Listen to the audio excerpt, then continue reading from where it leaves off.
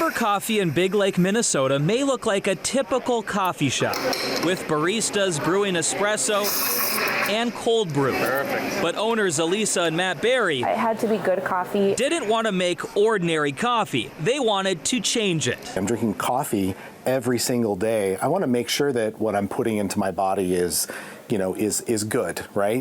It's good for me. I'm not, I don't have to worry about pesticides and things like that. Matt says it all starts with the beans.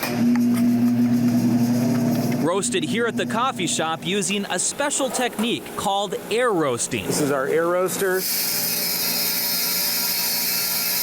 Unlike most roasters that use a metal surface, air roasting uses hot air. So right now it's around 480 degrees. It'll eventually get up to somewhere around between 650 to 800 degrees. The coffee bean itself will crack open. So we call that the moment of first crack.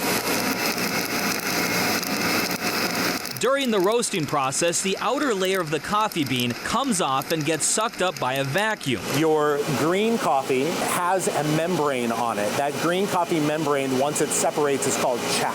This chaff is what actually creates some of the harsh acidity that bothers people's stomachs. Our customers tell us that those who haven't been able to drink coffee because it bothers their stomachs, they can actually drink air-roasted coffee because of the lack of the negative acidity that's in the coffee. So if you often get a sore stomach after drinking coffee, perhaps air roasted might be the way to go. Here at Ember Coffee, they're also experimenting with coffee pods. A lot of the coffee that people buy on the grocery store shelves or at a big box store that is single-serve packaging, actually the coffee is stale. Matt says it has to be, otherwise the pods would explode. When coffee is roasted, he says the beans will off-gas CO2. If you package the beans too quickly, that CO2 can build up in the pod or the bag and eventually explode. Natural gases inside of the coffee that as time goes on, they release, and that actually is what carries the great flavors. So if you open up a bag of coffee and you smell it and you're like, wow, that smells amazing.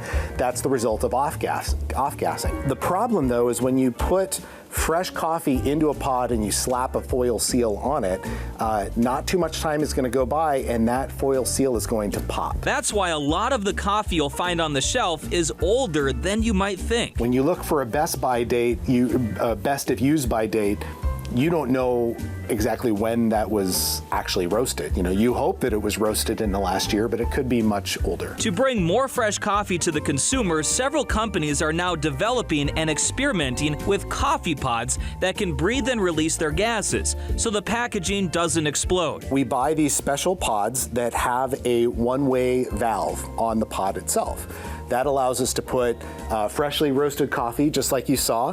We can put that in here, we can seal it up, we can sell it to our customers, and they can have coffee that may be, as little as 3 days old from having been roasted. Matt says a handful of coffee roasters are now using these newer coffee pods. So if you like the convenience of single use, but you also want your coffee to be fresh, he says check and see if any roasters in your area are using them. And when it comes to fresh and flavorful coffee, he says you can't go wrong with buying local. You're going to want to look for coffee that ideally is roasted like in your state, or even better, like in your county. You're going to have a higher likelihood of that coffee being really fresh.